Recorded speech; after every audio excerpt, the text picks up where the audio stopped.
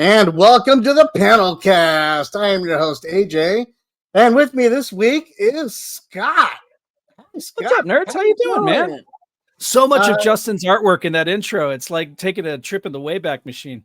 Right? That's what it's supposed to be, because, I'm supposed to inspire Justin to actually finish some artwork for me. That's what that whole intro is about, is like, Justin, get to work. That's Get on it, man. What are you waiting for, Justin? Yeah, I've known Justin since high school. So, I mean, yeah. You know my pain. Anyway, we love Justin. It's okay.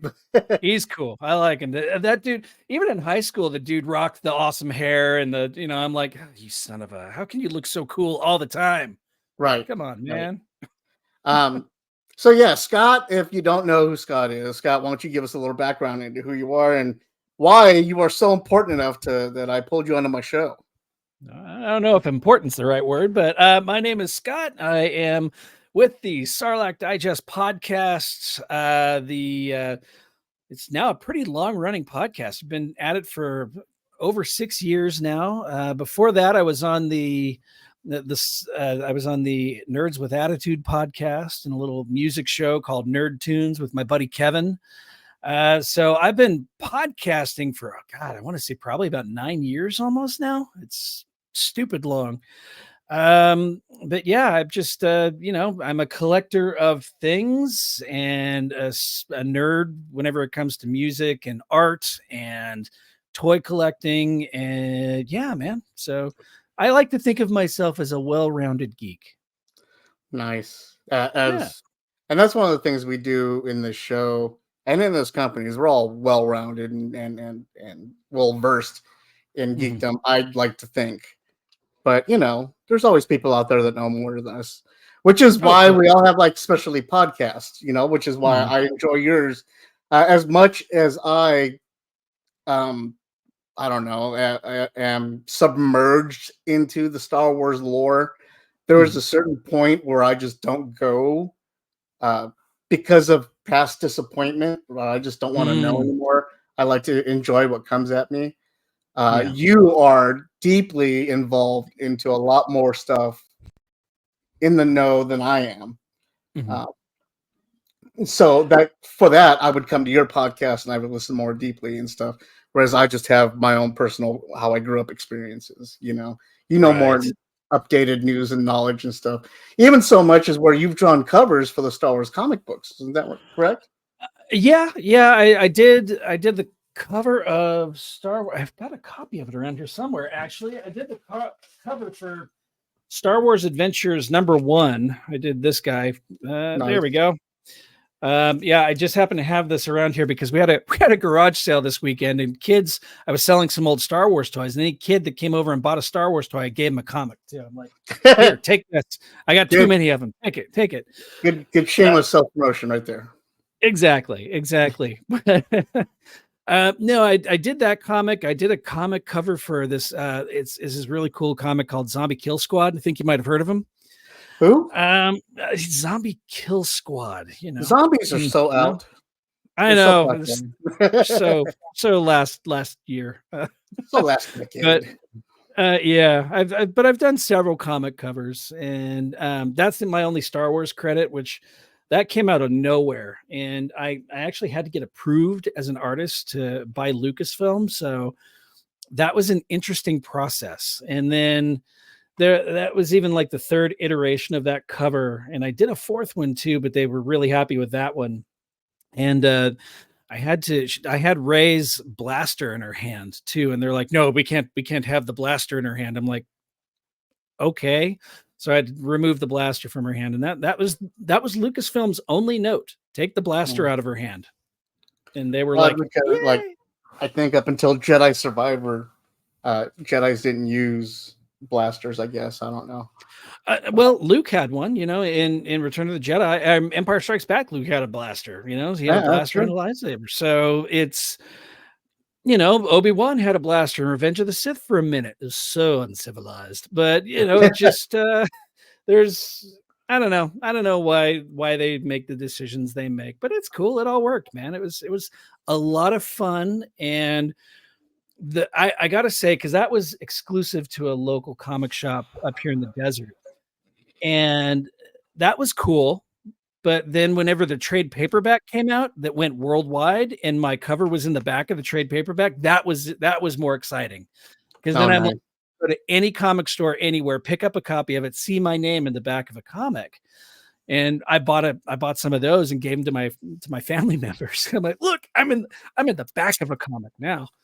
Right. Not only a comic, but a Star Wars comic. Remember Right? all those times you said it would amount to nothing? I've had that conversation before. I It's one of still those have that things. conversation. Yeah, my grandmother, whenever I was growing up, I'm talking, I was a really sick little kid. So my grandmother would take care of me, and she was an artist, and she taught me how to draw. And my grandmother was also kind of a nerd as well. You know, she was really young for a grandma. And she introduced me to Superman and the George Reeves Superman and Adam West Batman. And she bought me my first comic books, and she bought me my first action figures. And she always fostered that creativity of creating and reading comics.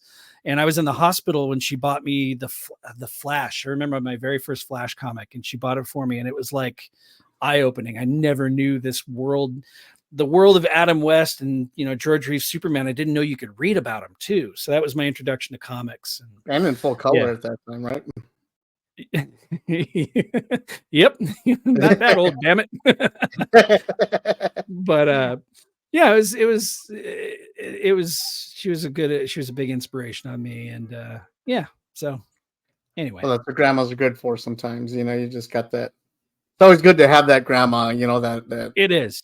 I wish she could have lived long enough to see that cover, that comic cover, man. That would have been, because I went to the Art Institute in my 30s. I was tired of I had a good job. I was working human resources and stuff, but it was soul sucking. And I wanted to be an artist. I wanted to be a graphic designer. I wanted to get out there and do what I was born to do. And she was so excited whenever I was accepted to the Art Institute. Not that they wouldn't accept somebody as long as their check didn't bounce. Right. And yeah. And, you know, if she would have just held on, man, that would have been so cool to actually give her a comic book with my art in it. But well, I think in the long run, she sees it and she's proud of you.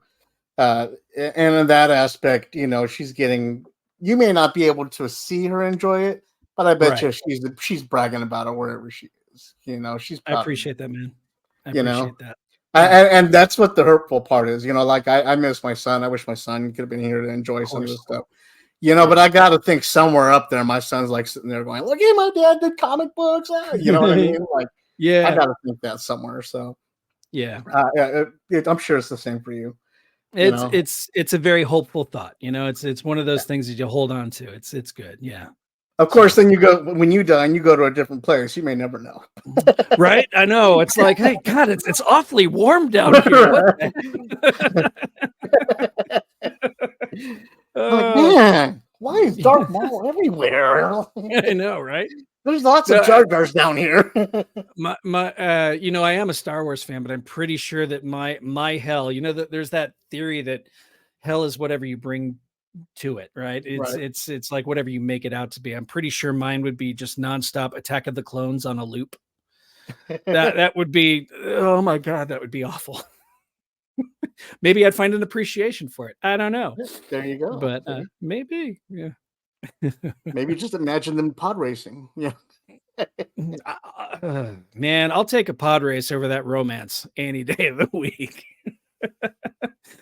But yeah, but you were saying as far as Star Wars goes, Emil, you know, you have your Star Wars, and I was born in 74, right? So the original trilogy, I remember a time before the original trilogy coming out, and I remember seeing, I want to say Star Wars, if memory serves, is probably the first movie I ever saw in a theater.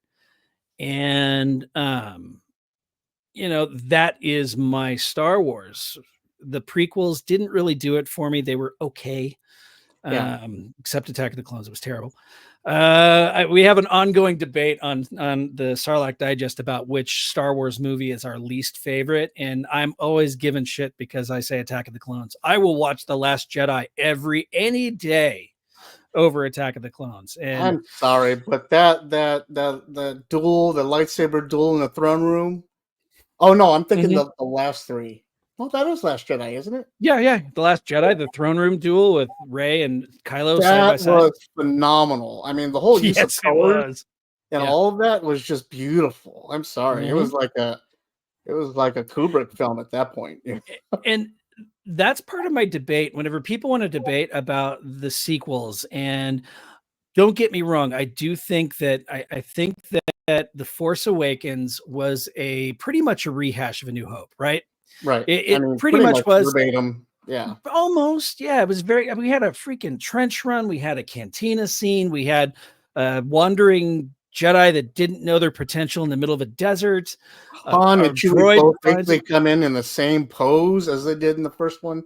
Yes, exactly. Yeah. It's so, but okay. The Force Awakens set up the fact that Luke had abandoned his Jedi Academy because it was destroyed. He went away. He disappeared. Nobody knows where he went to, right? So that was the setup. People give Rian Johnson a lot of crap because, well, Luke didn't want to be part of this battle anymore, right? He didn't want to be part of the struggle anymore. That was J.J. Abrams and Lawrence Kasdan setting that up. He had to take it somewhere. Rey can't just come in and say, join us. And then he goes, oh, okay. That's not what J.J. set up, right? There has to be a transition. Yeah. There has to be a transition, right? Unfortunately, I feel like it took too long to get that transition in The Last Jedi. And there were a few things in The Last Jedi that weren't necessary. I think the whole Canto Bight casino thing was a waste of time. But overall, the movie itself is beautifully shot. It is a gorgeous movie. On the salt plains of whatever the hell I forget the name of that planet. Yeah, so do I. But the salt plain fight with the red ground underneath it. Oh yes, my God, beautiful again. Beautiful. And the ship cutting through into light speed through all the Star Destroyers and the dead animated. Yeah, it was kind of Akira in that moment, dude. It was awesome. Yes, it was. Yeah. It was a beautiful movie. It just it wasn't what people expected. And then a lot of people don't understand is how much they had to scramble over the fact that Carrie had passed away. Right. And that messed up a lot of their script and their plot and what they were filming. So they were literally scrambling on their feet with what to do, how to do it without disrespecting her, without insulting us, and without insulting her fan base at the same time, and still making a good movie. That was the problem with The Rise of Skywalker, right? The Rise of Skywalker. See, at the end of Last Jedi, you had Kylo Ren was finally the supreme leader. So technically, you finally had a Skywalker, right? Because Ben Solo is of the Skywalker bloodline. You had a Skywalker that was in charge of the galaxy. Right. He was the oppressive. He was the emperor. You finally had a Skywalker as the emperor, right? Achieved everything Anakin couldn't by taking out his emperor and becoming the leader.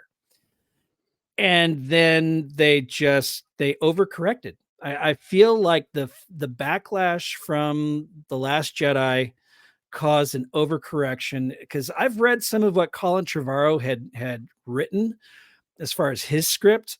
And there was some really cool stuff in it for a first draft. If they would have workshopped that script a few more times and gone through a few different iterations, I feel like that could have been an epic conclusion to the story. But you had the course correction, the over course correction, and then you had the passing of Carrie Fisher, and they had to deal only with the footage that they already had of her, right? And I think that those two things just equaled a shitstorm. And bringing Palpatine back was, on the surface, it looked really cool. You had a zombie emperor. Oh, that's neat. You had all this machinery keeping them alive, and they had the Snoke clones, and they had all these dark figures in the back. It was very gothic, very, very cool. This planet Right. in the middle of nowhere. But the rest of the movie was just garbage. And And okay, yeah, that part when they're in, you know, the last fight, and you're meeting Palpatine, all of a sudden this arena shows up and there's all these people. You can't tell if it's a force stream, yeah, like a vision, or if it's actually happening.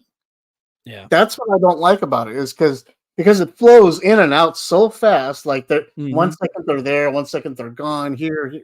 Is it a force stream? Is it an illusion? Did it really happen? Like, Mhm. what's going on here? Like, and Palpatine was just like a convenient dice roll. You know, they took a D20 roll. Palpatine, okay, here we go. Because they were scrambling over Carrie passing away, you know? Exactly. And every single one of his lines, if you listen to every single line he says, it's a one-liner. He says evil one-liners, evil cliched one-liners the entire movie. It's not good. And the guys and I on the Sarlacc, Darth Moocher and Grand Admiral Franz and Joey, we were all And Joey. watching it. It's bootleg Joe. We're all watching these movies, and you know, Marco and I, Darth Moocher, Marco, he and I are watching it, and we're the ones who are keeping the faith, right? We're the ones who are like, "Don't worry, they've got a plan. It's all going to come together in the end. It's all going to be good. Don't worry about it." Right? The Last Jedi was pretty. It had story problems, but it's setting something up that's going to be epic. And Right. then Rise of Skywalker came out, and he and I mean, we got online and we ate crow, you know. It again was a pretty movie. It was a very pretty movie, but it had zero substance. Where The Last Jedi like overdid it with substance, and there's a lot of exposition in there. You have Luke Skywalker sitting down with Rey telling the story of Darth Sidious. It's like, oh, that Right. he knows what happened. This is awesome. And then, you know, it just sets up all these cool things. And then it just kind of it just fell apart there in the end. And we ate crow. We're like, yeah, they didn't have a plan. They just, like you said, they rolled dice. Let me ask you something though. As a fan of Star Wars, even though the last Star Wars let you down, did you still enjoy it as a Star Wars movie? I did. I did. Because I'm that fool that will keep going back and watching it and try to get more out of it. I saw each one of the sequels 7 times in the theater, right? Yeah. Because I do enjoy them. I like to absorb everything, right? And I walked out of The Rise of Skywalker going, okay, yeah, that was cool. That was the Emperor was that okay, yeah. And then the next morning I went and I watched it and I walked out. I'm like, okay, sure. Yeah. Okay. Yeah. That was cool. That was good. Right. Went back a couple days later. Yeah. There's some issues here. But with each subsequent viewing, I started picking it apart more and more. Right. And it's not the last one I'll grab if I'm bored and want to put something on and watch it. It's not the last one I'll grab, but it's definitely not the first one I'll grab. We believe that certain trilogies automatically get lifted to being good as above to the average films. But films within those trilogies won't rank as high as the other films in those trilogies, but still rank higher than most of your average films. I like to say it's Star Wars is like pizza, right? Even a bad pizza is still pizza, and it's very enjoyable. See, I got to argue with that because there's a lot of certain pizzas I don't like. So you need better pizza. Yeah, I know, right? I won't eat a pineapple pizza, but you know. No, okay. Look, pineapple pizza is the bomb, sir. I'm going to fight with you on that one. My wife will take your side. I'm Korean, so let's go. Oh shit. Okay. Which is polyasian somewhat, you know. But I think that so like, you know, I'm a veteran. Okay. So if I go apply for a job and let's say you get 100 points that you can score within a job interview or whatever. So as a veteran, I'm automatically getting like 15 to 25 points out of 100 points for any applicant that applies. So for me, I think Star Wars out of 100 points of enjoyment automatically gets the 25 points just for being a Star Wars movie. Right. Now, to get the rest of the way up to the A+ of anything, it's got to earn it, but it's already got a foot in the door. Yeah. As opposed to other movies. You know what I mean? If you've got the logo on there and the crawl starts, you're already at a 25. It doesn't even need a crawl right because Rogue One proved you didn't need a crawl. You are correct. Yes. And Rogue One, in my opinion, is the best Star Wars film. Oh, I okay. love Rogue One. Rogue One to me is the best I've seen. I rank them differently. I don't generally rank the standalone films in the same category as the trilogies. But if I were to take them all together, and if I were to take all the movies together, put them all on a plane and rank them that way, I'd probably still go Empire first. Rogue One would probably be second. So it still ranks that high because it is damn near a perfect movie. But could you enjoy Empire without having known about Star Wars, the original New Hope? That's a good point.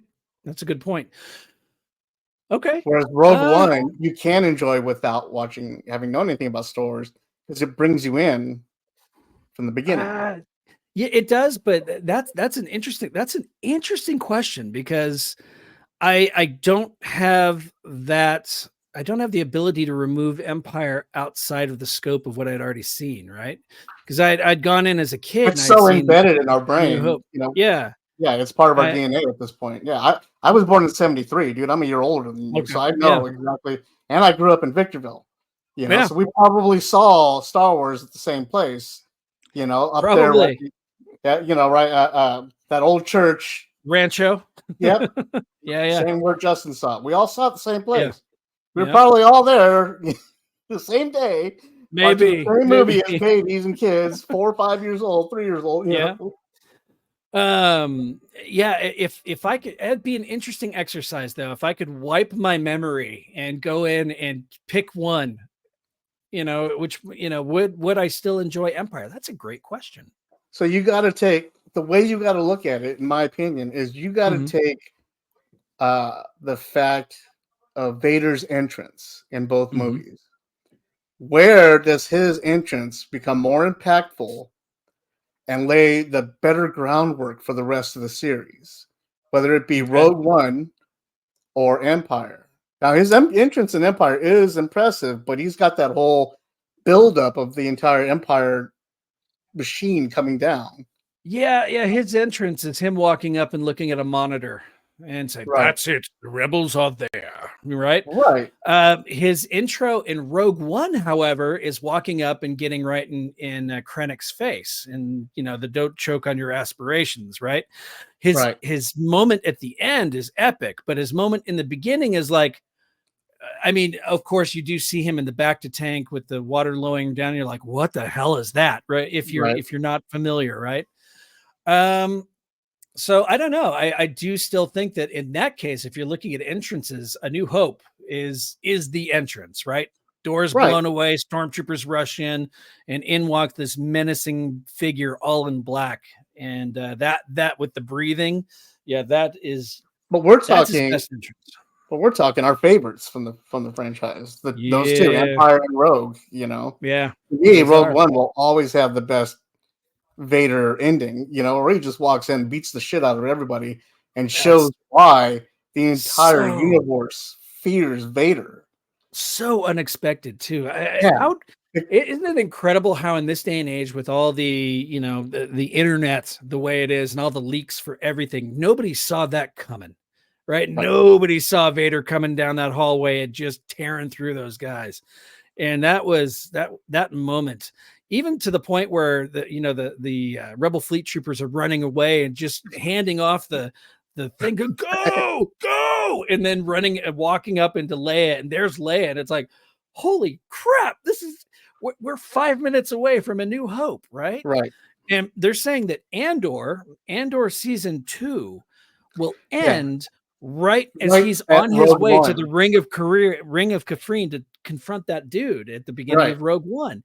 And it's like, man, you're gonna get like a minute to minute exploration into the original trilogy. Like like you can watch it go timeline like smoothly in the timeline, like and that's why I'm excited because once that happens, you bet your ass I'll be watching Andor season 1, 2, Rogue One, and episodes 4 trilogy. all in a row, and be happy because Andor impressed the crap out of me. But again, anything with Andy Serkis in it is going to impress me because that man, that man's amazing. And I think I heard that he's coming back too for season 2. I heard he's coming back. That's awesome. And he's doing a movie, a Lord of the Rings series. The Search for Gollum. Yeah, that's pretty cool. I think they were originally saying it was going to be a single movie, then it became a trilogy, and now I think it's only 2 movies. So or really, it's either that or they were thinking about putting it on as an Amazon series with the rest of the stuff. But just like you said, like a mini series, like a 2 or 3 episode thing. That's pretty cool. Again, Lord of the Rings. I well-rounded nerd. I love Lord of the Rings. I love all the comic book movies. Star Wars, though, is my bread and butter. And Star Wars and G.I. Joe, those are my 2 big ones. But at the same time, I like your Transformers there in the background. I was talking to you before we started about Transformers 1 and how unexpectedly cool that movie was. Yeah, it was amazing. I loved it. I enjoyed it. I have he's over there with the other Optimuses. I have the Optimus from Transformers 1. Oh, nice. He's pretty cool. Orion, or is it whenever he's Optimus? No, it's when he first gets the Matrix. So he's very cool. He's Spoiler alert. Right. like you didn't know that was going to happen. Yeah, man, I saw that trailer in the theater and I'm like, what the hell is this? Why are they making Optimus Prime and Megatron funny? They're not funny characters, right? Why is this a buddy comedy? Right. And I'm like, no, stop it. And then we wanted to go to the movies. My wife and I wanted to go to the movies yesterday and nothing looked good at all. And I'm like, well, if we go to the mall, we can see Transformers 1. She's like, why not? I'm like, okay.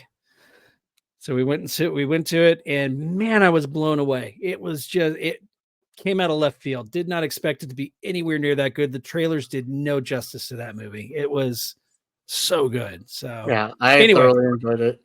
I got to see it in like giant screen monster vision and stuff, and it was awesome. Did you stay through the end credits? Yeah. Okay, good. Through it all. Yeah, I'm please. I know, right? Well, everybody's leaving, and I got up and I'm like, wait a minute, let me check. And I always do, is there an end credits, a post credits scene in this movie that says yes? And I'm like, okay. And I say, sit down, we're watching this. Since Ferris Bueller, yes, I have learned not to leave the theater until after. Since Masters of the Universe with Dolph Lundgren. Yeah, that was the first movie I can think of that had a post-credit scene. And it was Skeletor popping out of the lava saying, I'll be back. It was... There was another one that was way earlier than that, and I can't remember. But ever since then, I find it's better anyway, because by the time the credits have rolled, everybody's out of the theater, the bathroom's cleared out. It's less of a commotion to leave, Yeah. So I like to wait anyway, and sometimes, because I remember back in the day, I can't remember which movies there were, but they would leave comedy lines, like funny one-liners and stuff, jokes. Some of the movies with like Seth Green and all of them, they would leave jokes. They would make fun of Mila Kunis and all that stuff in there. The Judd Apatow movies, they make fun, in the credits and stuff like that. So I always stay and I always read them, like Caddyshack, all that shit, and so ever since then, that's been my attraction. So I always stay into the end credits. But that's cool. But what do you think of the Star Wars TV shows that have been on Disney Plus? Have you been enjoying any of those? Have you watched them? I enjoy all of them because again, they have the stamp. Yeah, they have the Star Wars stamp, and I'm a Mandalorian dork. There you go. Yeah. So anything Boba Fett or Mandalorian, I don't care. what anybody says. Book of Boba Fett, I loved. Did you? It was Okay. funny. It was dorky. It poked fun of itself. It was Mhm. Back to the Future Part 3 and 2 with Danny Trejo. Okay. When Danny Trejo showed up on the Ranker, I was like, dude, that's it. It's awesome. I don't care. I wish he would have Camping stuck fun. around. I wish he would have Yeah. stuck around and been in a couple more episodes. That would have been cool. Yeah. I love the fact that they're using, we call it the Mandoverse, right? It's all part of Yeah. Star Wars, but we call it the Mandoverse because it's kind of, self-contained so far on Disney Plus. And they do seem to be using that time and those shows to fill in the gaps and to tell the story of what happened and why we ended up where we were in the sequel trilogy, right? There's a 30-year gap there, and there are holes in that plot line that are a mile wide. And Right. I feel like we're getting now okay, so we know the Emperor has to come back. We know he's a cloned body. We know that Snoke was a clone of the Emperor that was failed. How do they get there? And I feel like that's what they're using. That's what they're using this to tell that story. And they're doing it better in Disney Plus than they did in the sequels. I feel the storytelling is there. It's had some bumps in the road. There've been a few episodes here and there that are like, okay. I feel like they wasted Christopher Lloyd. I felt like you're going to have Christopher Lloyd in The Mandalorian and you're just going to make him this guy at a computer terminal. Right. But at the same time, if you listen to what he says, he's a former separatist that talks about Count Dooku, and it's like, and he's a wasted character, but I'm still riveted because of what he's saying. He's got there's battle droids and he's like a throw off character that you have to know. Like if it was a video game, later on before you beat the game, you have to come back to him for some important shit. And he's that side quest guy. Yeah, he's got a data pad you need, or he's got something you need in order to get to the final boss. Mm-hmm. And that's what I feel like he is, and I enjoyed that. I did too. I do think that the Ahsoka series I think that is setting up for something amazing with Thrawn. I freaking Thrawn, man. Talk about, I love Grand Admiral Thrawn, right? So, right. Having him there be actually the guy who, Lars Mikkelsen, who did the voice of him in Rebels, is actually being the actor behind the makeup. It's fantastic casting choice. I don't know how they're setting it up, but I'm along for the ride. I've seen some of the behind the scenes images that they were going to use for Rise of Skywalker. We were just talking about this on the podcast not too long ago, that of Coruscant being just abandoned, just destroyed and abandoned. And, they went to Hosnian Prime. That was the coolest thing in The Force Awakens, where they destroyed the Republic, and I'm sitting there watching them like, oh my God, they just destroyed Coruscant. That's incredible. Oh no, they destroyed Hosnian Prime. What the hell's Hosnian Prime? That was such a wasted moment, right? But in Colin Trevorrow's script, Coruscant was in ruins. It had been abandoned, and it was just in absolute ruins. And I'm thinking, is this use of Thrawn and the Night Sisters and his army and the Imperial remnants, are they going to attack Coruscant? Since the Republic is on Coruscant, the Heir to the Empire original novel set, The Last Command, he attacked Coruscant, and there was a massive battle. Are they going to lay waste to that planet? And is that why the Republic is now on Hosnian Prime? I mean, there are so many potential cool storylines that they could do with this. That was the big disappointment that happened when Disney took over for Lucasfilm, was that all of that stuff that was canon at that time just got obliterated. So we lost out on, the Starbase Killer, all that stuff, and the twins and all those stories. The Tales from Mos Eisley was my favorite, because it was one of those books where one of the stories was like all these bounty hunters just getting together and doing like the Batman animated series moment where they're like, telling all their favorite bounties and all their stuff that they went on, then you had Heir of the Empire and Shadows of the Empire, which I enjoyed immensely. And then when they got rid of them, I was like, oh, that's bullshit. But then you get Rebels, You get the Oh animated no. series Rebels, which was Yeah. like, hey, by the way, we ran Heir of the Empire. We're gonna Uh-huh. touch base on some of that stuff. Shh. Yeah. We're gonna bring Yeah. it back a little, just a little. And they did.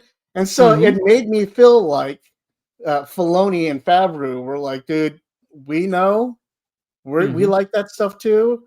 We're gonna try and incorporate a little bit of it in here for you. Yeah. You know, I and I I appreciate. I agree. liked the series a lot more because of that. Yeah. I do.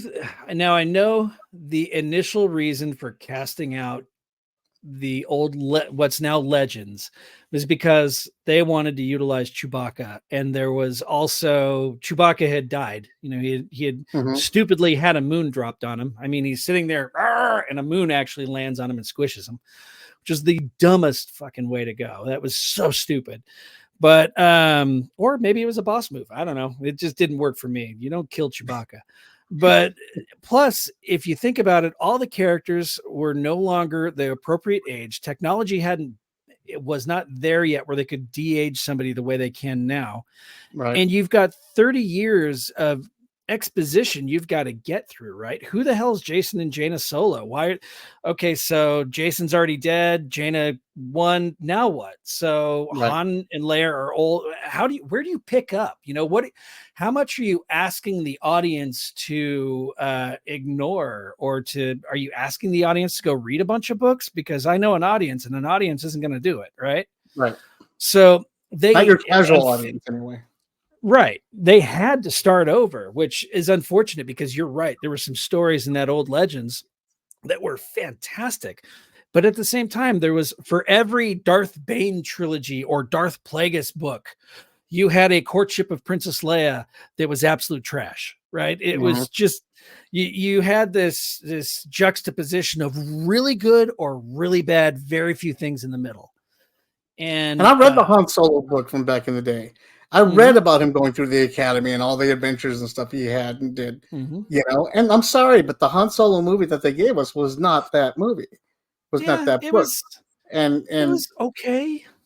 I enjoyed it for what it was, you Mhm. know, but I think it was I I didn't think it like was the guy. I didn't like the no, guy.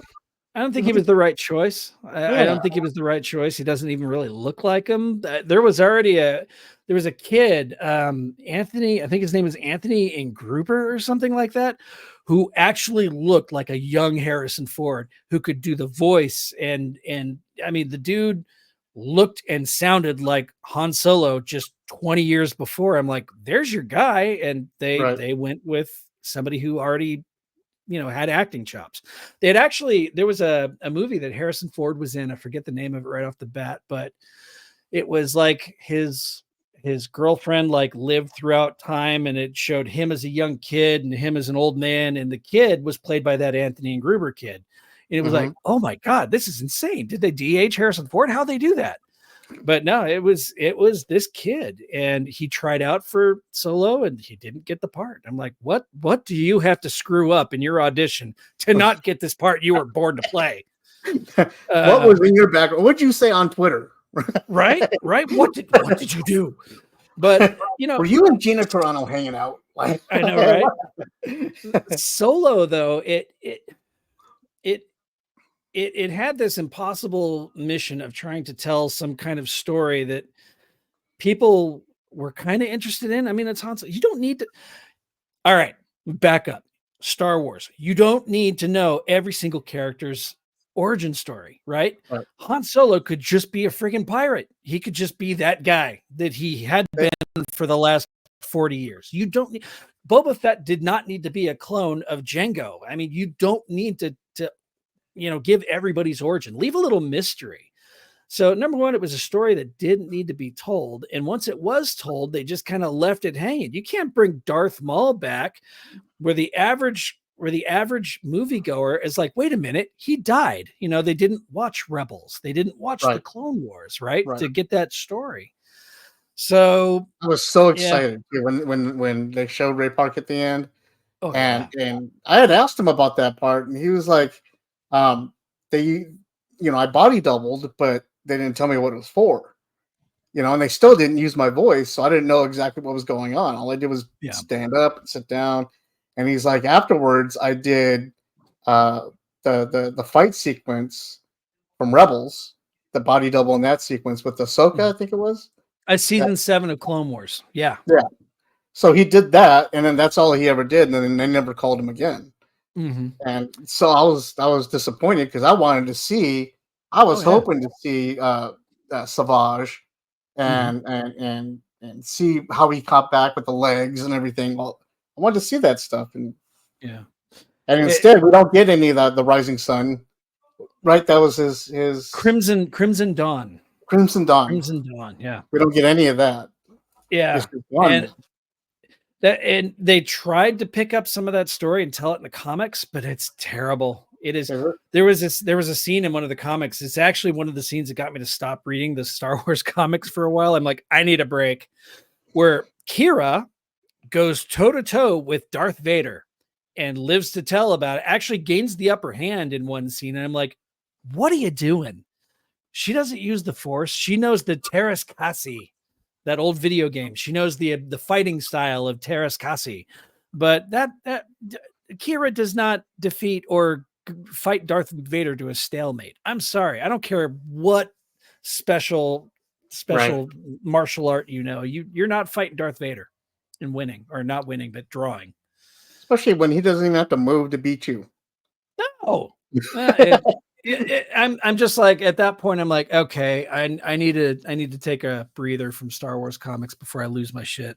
So, and I don't mind. I mean, if she was a Force wielder, that would be one thing, right? If Ahsoka would have gone up against him, which she has in the cartoon, or that makes sense, right? That she could fight Darth Vader too. But not Kira. She's just a person. She doesn't have the Force. That would be like, okay, Sabine having the Force at the end of Ahsoka, being able to draw on the Force, going up against Darth Vader and fighting, and that would be more believable of her fighting Darth Vader with her rudimentary skill than freaking Kira. It doesn't work. So yeah, long way of saying dumb as shit.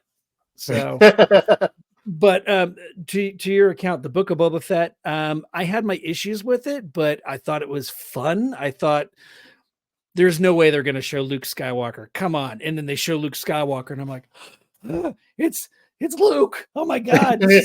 Luke is standing next to Ahsoka. Oh my God. This is mind blowing. That she's basically his auntie. It's right. Auntie Ahsoka. It's absolutely incredible. I just think about the stories that she could tell him about his father, right? How cool would that be, just to be a fly on that wall? But Book of Boba Fett had some seriously cool canon fodder in there. It was just good. Yeah. It was. That's what I once the street gang showed up on their moped. Yeah. I realized I can't take this series seriously anymore. I just have to enjoy it for what it is. I wish I could. And then I was able to like it. Yeah. Like I said, it was Back to the Future. You are absolutely right. It really was. It was that chase scene around the clock tower. Right. All they needed was hoverboards, and yeah. I never put it that way. I'm going to use that with the guys this week and tell them, AJ came up with this, and I think I buy it. I think I buy into it. That's pretty cool. That's what it felt like, at least. Like, if they would have showed a newspaper saying, like, Luke Skywalker got arrested today at the mall, or something like Danny Trejo, Dark Quicksands. It's funny though, because when The Mandalorian debuted, I've always been and don't hate me for this, but I've never been the biggest Boba Fett fan. I think he really looked cool, but he never really did much, right? I mean, he was the one to help catch Han, right? But then a blind man knocked him into a Sarlacc pit, and that was the end of it. But he looked badass doing it, right? Right. And when The Mandalorian came out, I'm like, this is what I always wanted Boba Fett to be. I always wanted him to be this gunslinger that's out there doing the bounty hunting thing. I thought that The Mandalorian was the Boba Fett show I always wanted, just starring a different guy. Right.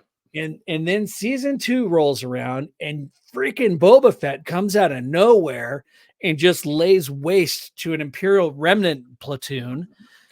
And launches his rocket for the first time. Boba Fett launches his rocket for the first time, blows up the thing, has I was aiming for the other one. He has that moment where that little joke.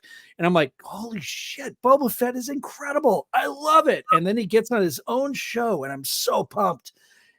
And he just keeps taking his freaking helmet off and not fighting. He's letting everybody else fight for him. I'm like, where's the guy from that episode of The Mandalorian with the rockets in his kneecaps and the launching missile? And I mean, you finally had that moment in the final episode when he's on the Rancor and that was so cool, right? Yeah. But where was that guy for the rest of the series? I wanted him to be Boba Fett, and he was trying to be something he wasn't.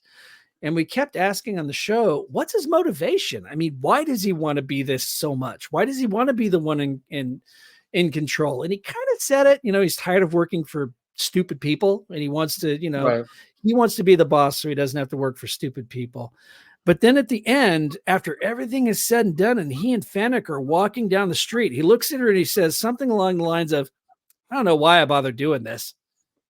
And I'm like, what? Why did you just? Okay. It's in the script, dummy. Duh. So I mean, there were parts of it that I thought were great. There are parts of it that I thought were like, what's happening here? But that moment though, in that Robert Rodriguez directed episode of The Mandalorian where Robert Rodriguez, where he's just laying waste to everybody. That's what I wanted. And that's not what we got. It was a different show. And it was hard to kind of get behind that. But you know what though? We're getting that with Din Djarin over on The Mandalorian. Absolutely. And he's got the Sergio Leone spaghetti Western cowboy feel to him and everything. Yeah, I'm loving it. And then to have that Imperial destroyer roll up with a big ass Mandalorian skull painted on the bottom of it. That was so cool. Awesome. Yeah, that was cool. I was geeking out so hard. Yeah. It was like showing my arm off to my wife. I'm like, you better give me some. This is cool. Look what's there. If I deserve to get some at any point in time, Maybe I need to get one of those Mythosaur skulls on my arm. It didn't work, Scott. It didn't work at all. Damn it. None of it was. I got a Cobra over here, like Cobra Commander, the Cobra symbol over here. Yeah, I know. And a Rebel Alliance symbol here. Never works. They never work. They never work. I don't want to know about what else you got. I'm kidding. But nothing that can't be cured with the needle.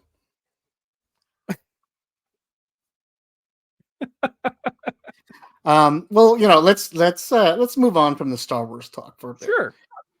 We seem to be. I never get to talk about anything else other than Star Wars on the show, so I'm game. Let's right. And the Cure dropped a new album this week. That's awesome. I know you're supposed to sing to me. What's up? Oh, I'm sorry. I don't quite have my Robert voice on me just yet, so I'm not going to do that. It was more Australian. I don't know what that was. Gained the weight of Robert, and you seem to have gained the weight of Robert too. You still have hair, so you can do something with your hair. Yeah. There we go. There you go. No, what else? Yeah, the new Cure album came out, and I love it. It feels like Disintegration Street Part 2, or just Disintegration Part 2. And I love the musicianship behind it. I love everything about it. And I really enjoy that, like, Robert Smith shows up for, like, I don't know, like 3 seconds of lyrics in each song. There's a good, like, 10 minutes of music, and then Robert comes in and says a couple of sad lines and then bounces out, and that's the end of the song. Yeah. That does seem to be the MO in it. Yeah. And I enjoy it because up until then, you're hearing some fantastic music that you haven't really heard in a while from him, and it's great. I enjoy it. It number one, the lyrical content alone, the whole album is about loss, right? He wrote it after the loss of his brother and his mom and dad. plus he wrote it all in 2019, the majority of it in 2019. And his brother had just died after I think his dad went first. No, his mom went first. That's right. His mom went first, then his dad, and then his brother, all within the space of like 2 years. And it's just the reflection of the fact that he's a man in his mid to late 60s now who it's just basically he and his wife and his bandmates now. The rest of his family is pretty much gone except for like nieces and nephews, and it's just kind of lamenting on that loss. And lyrics are one thing, but I've never heard music that can convey the same type of loss that the lyrics can. And Mhm. and that music, especially in the songs Alone and End Song, which are the ones with the like 6-minute intros and 3 minutes of lyrics at the end of it.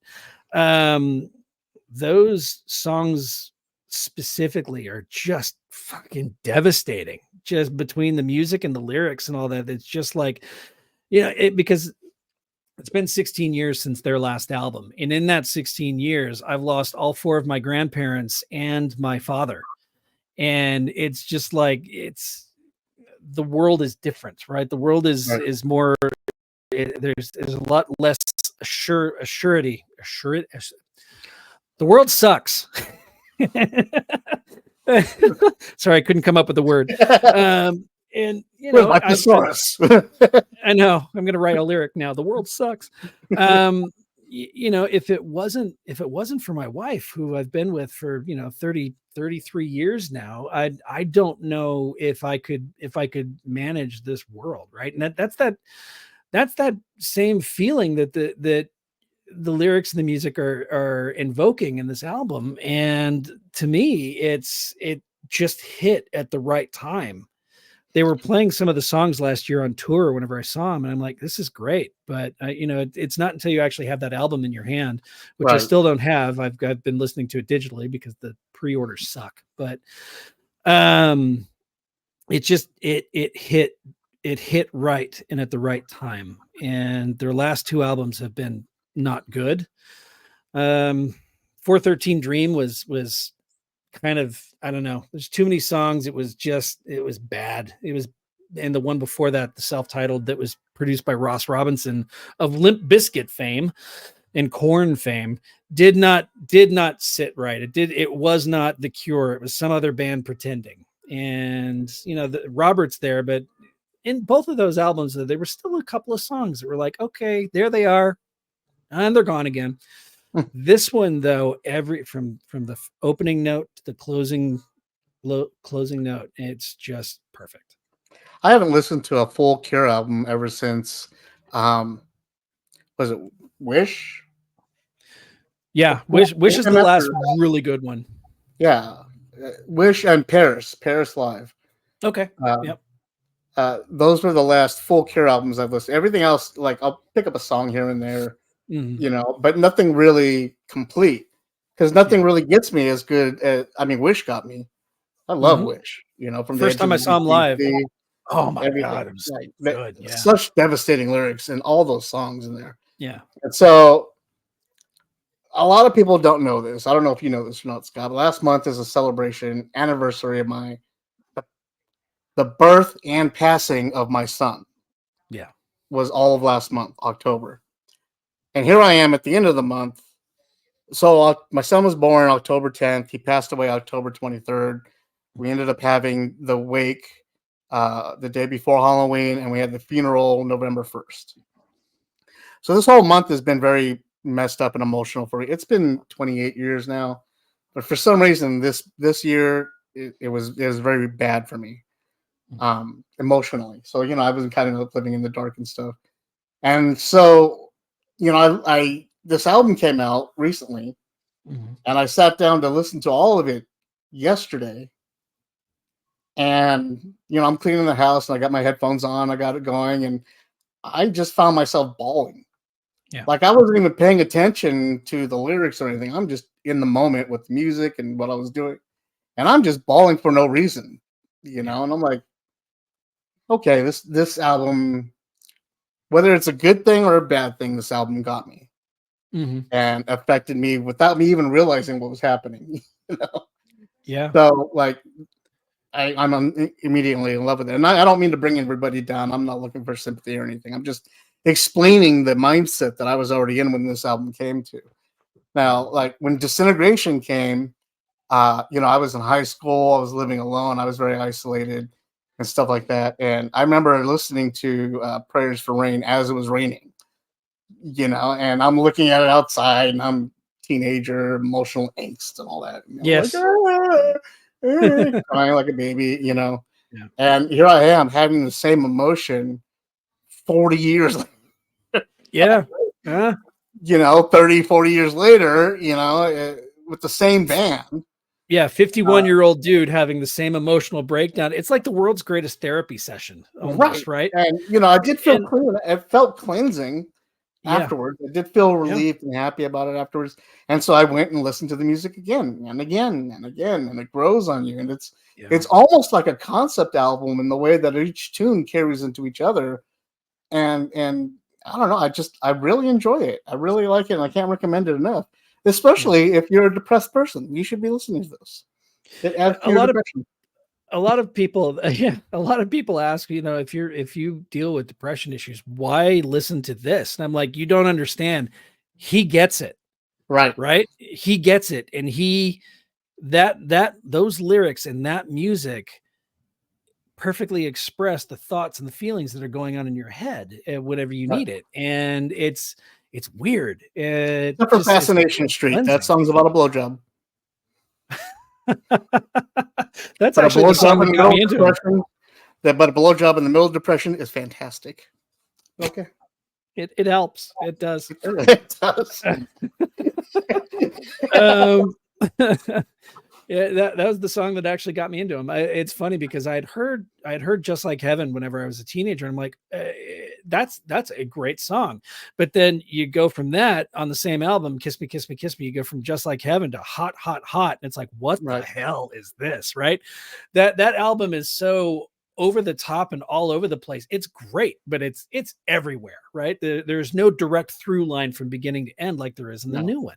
Right. But then, so I'm like, okay, I don't know if I like these guys. That one song is really good. And then I remember, you know, I grew up in Phelan of all places. So I grew up, we didn't have cable. We had nothing, right? We had 5 channels and I had G.I. Joes. That was my entertainment. And a bomb shelter converted into an army surplus store. Not too far off. We lived in a double wide. So in the middle of no. I mean, there's a bomb shelter in Phelan that was converted into an ammo surplus store. I did not know that. You can go and buy like fatigues and stuff like that, army surplus stuff. You know. I did not know that. Now I know. Now you know, and knowing is half the battle. That's right. Yeah. But you know, I grew up with my parents who listened to country music, and I just grew up thinking I hated music. I'm like, oh God, this is awful. This is terrible. And I couldn't get behind it. Right. And we had KVVQ up here in the desert, which was kind of the top 40 station to play like Madonna, and you know, just wasn't my thing. Right. And then I remember going to my grandmother's house, and she had MTV, and I'm like, because my grandma was awesome. And The Cure comes on, and it was the day Fascination Street debuted. And I was just like, this is music. This is what I've always been looking for. This is what, and from that moment on, man, that was it. Yep. The drum beat, Boris Williams and his drum beats back then. I know it's a different drummer now. Jason Cooper's been their drummer for 30 years now, almost. But Boris Williams, he's got this rhythmic. I've never heard somebody who could make a drum speak, and it's just the rhythms are so unique, and the way it's not just a 4/4 scale time. It's unique drum beats and all that just get you, and it's like, God, what is this? That's so my love for Danny Carey. Yeah. For Tool. Yeah. His drumming. That guy. Yeah. Oh my God. Like his timing and oh man, don't even get me started. 46 and 2. That's all I gotta Tool, say. Oh yeah. Yeah. Tool is like the coolest jazz band ever, right? That's kind of what you get. It's like You kind of it's like heavy associate that metal with power jazz. noise in a way, because a lot of their stuff is just so out. It's intelligent music, Oh yeah. Yeah. And I don't mean that just lyrically. I just mean like their transitions, their timing, their signatures, everything about them. Every instrument is played differently in a different Mhm. way, and it's not just your casual way to play guitar. No, they're finding Oh yeah. inventive No. ways to create music. I You know, I listen to a Tool song and I'm like, don't even try it. No, don't even try it. Just step away. Um, Step away from. This is a first for us on the show. We normally don't cover music or review music. oh, okay. Um, and I'm not saying that. I'm not saying it like directly to you so much as Mhm. I'm saying it to the audience. Is like this is our Mhm. first time covering music for the audience. So please sit back Cool. and enjoy. I love talking about music, but it's a rare occasion because me and the other guys on the show, we listen to the same stuff. So Yeah. I having just somebody I don't hang out with that often, and we can get in depth talking about our favorite music yeah. together. It's kind of cool. So bear with us, I guys. just I remember being in I want to say it was history class. It was ninth grade. Justin was ahead of me a couple seats. He was wearing an Operation Mindcrime shirt. I'm like, what's that? And so it was like I had to learn what Queensryche was because this Right, cool guy in class is wearing a Queensryche shirt. and they're making And part three. are they really? Yeah, It's not even Jeff Tate anymore. It's like, okay. don't look at me. I just saw it today. It was on the Part two was TikToks. garbage. Oh, was it on the TikToks?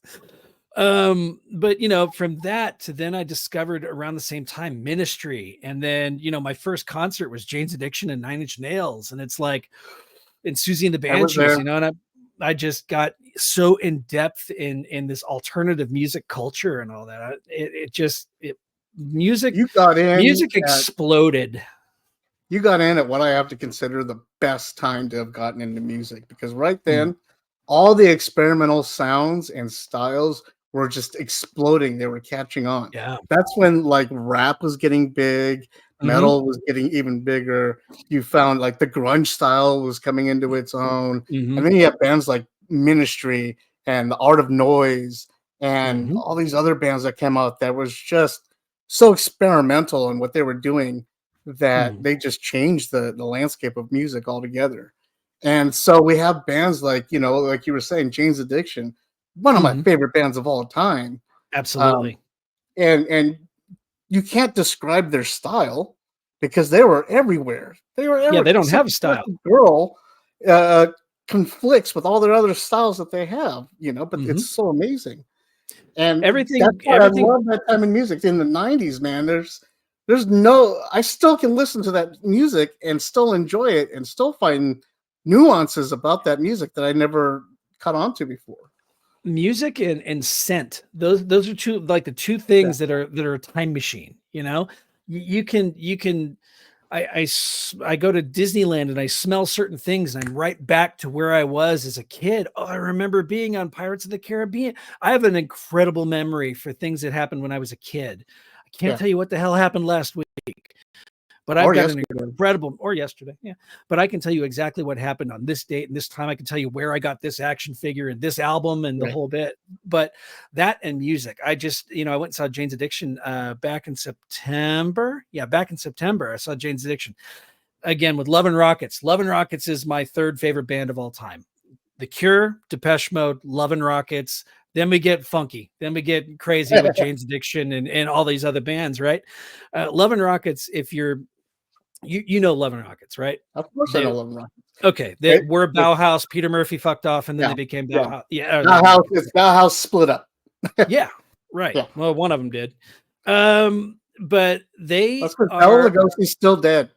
He is. He is. Yeah, they are better live today than they were 40 years ago. They are absolutely insanely, incredibly good. And I Was it wanted to more than see just the Love. three of them? Yeah, yeah. It's just the three of them. They sound like the albums. It's insane. It's the same three guys, and it's unreal. They and the Cure and Depeche Mode, those three bands put on some of the best live shows you'll ever see. Now, Dave Gaughan's voice from Depeche Mode is not quite the way it used to be, right? Dying 3 times throughout the course of your life through the drug overdoses and stuff will kind of mess up your voice sometimes. Right. A little bit. All those tubes, Yeah. But let's see, it's Daniel Ash is Daniel Ash and David J that kind of co-lead sing on Love and Rockets. Those guys are incredible. Mm-hmm. Robert Smith, I don't know what the drugs he took did to his voice. I don't know what his lifestyle is like, but whatever he took that keeps his voice still sounding like he did when he was a teenager, I want some of that. Because that dude that's just a lot of MSG. Is that what it is? MSGs? Yeah. Preservatives. That's what happened.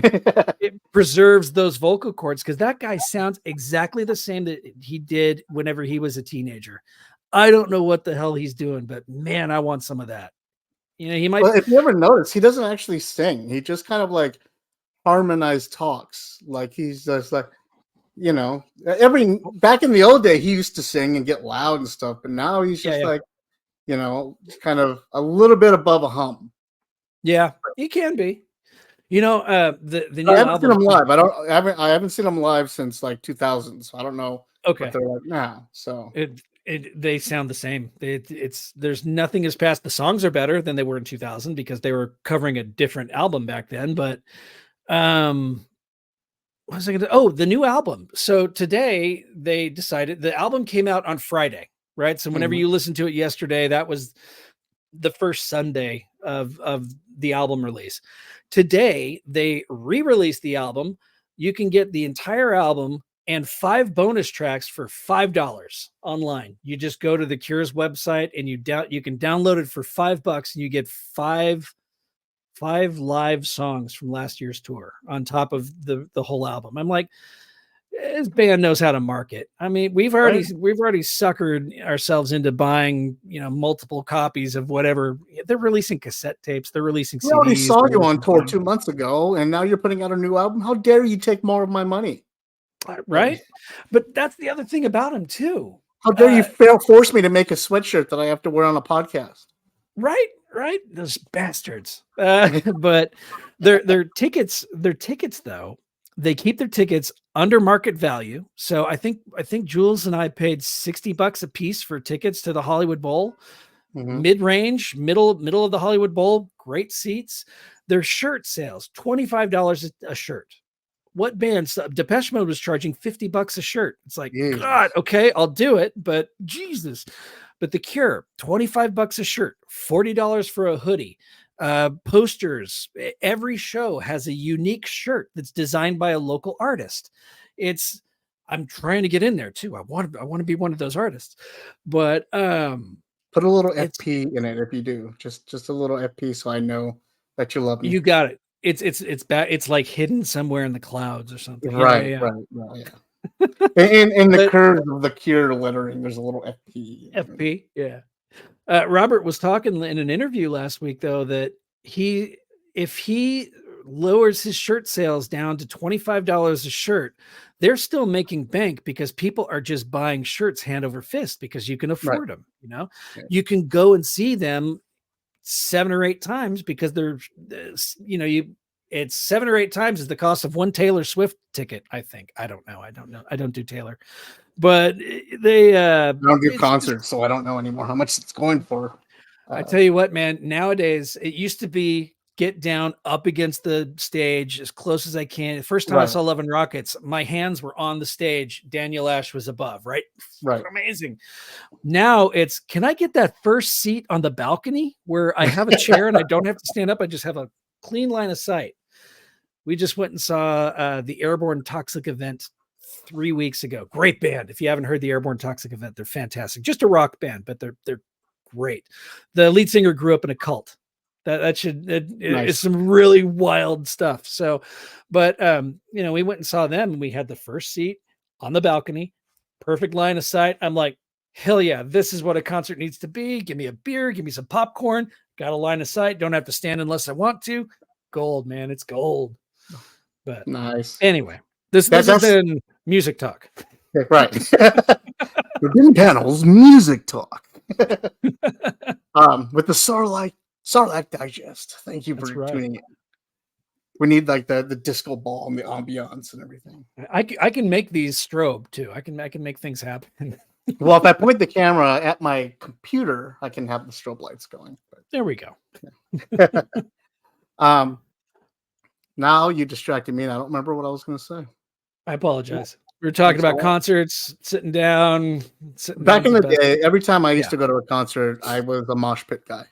Like I was always in there, because I'm small and I'm built like a little tank guy, back in the day. So I would just go in there and have fun, smash everybody, just have a blast and enjoy myself. And eventually that grew to where I was like, I don't know what their names for it are, but I would be like a rail hugger. And if anybody wanted to enjoy the show and not get smashed, then I would go and stand behind them with my arms around them and try to stop them, the mosh pit, from hitting them so they can enjoy the show. A lot of times that's how I pick up chicks like that. That's how we did. All right. Hey, nice to meet you. Oh, look what's happening. Hey, Don't worry, you're safe. Right. For now. I've got you covered. I got your back. Anyway, nowadays I don't like crowds. I don't like people. Same. Noises and stuff. So I don't. Last concert I went to was Paul Simon and Sting. And that was a great concert. Yeah. I did not think I would enjoy it, but I did, and I was no. Sorry, it was Billy Joel and Sting. Oh, okay. That's right. It was the Piano Man and Sting on tour. Okay. It was fantastic. I'm not gonna lie, I've always wanted to see Billy Joel. I've never seen Billy Joel. Sting, Billy Joel though, I would love to see Billy Joel in concert. Billy Joel's fantastic. But surprisingly enough, Sting came out there. And I always have respect for Sting because of the Police and all the different musical types that he tries on his albums. Like he's always trying a different style and different instruments on his albums. But to see him play all the different instruments and all the things he's learned and the different style, going from like folklore to like Bavarian music to like all different stuff, like worldly music, and he's up there playing all this different stuff and he's enjoying it and seeing who he is.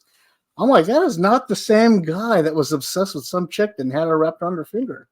I don't this guy's fantastic. He's amazing, Then he shows up on Murders in the Building.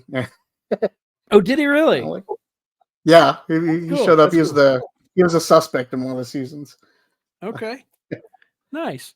But that was the last concert I had, and I had that seat that you have. Yeah. The front row of the balcony. And I gotta say, I enjoy that seat a lot. Man, the only thing that makes it better is if it's on the aisle too. You get the aisle front row of the balcony. Right. Yeah. That's gold right there. And then nobody can stop you from going to the bathroom whenever you want. Right? Nobody's gonna take my spot. No, whenever, because I think I've gone to 3 concerts without my wife, right? My first concert was Jane's Addiction. It was first Lollapalooza, right? Second concert was Oingo Boingo, and I went with a bunch of high school friends. I was 16, I think. And then the third, no, it was Irvine Meadows. It was a Halloween show. I actually got to see Oingo Boingo on a Halloween show. So they used to do it at Magic Mountain. They used to have a concert hall at Magic Mountain, and they would perform there. And then they went to Irvine, I think, afterwards or before. I know or something. Kiss did their movie there. I remember that. That was the Kiss movie. Yeah. And then the third concert was the second Lollapalooza. Well, that's where I discovered that I absolutely despise the Red Hot Chili Peppers. Fucking hate the Red Hot Chili Peppers. So worst band I've ever seen live. I digress. Other than that, so the mosh pit thing never really happened because I had seats in the nosebleeds or something back then.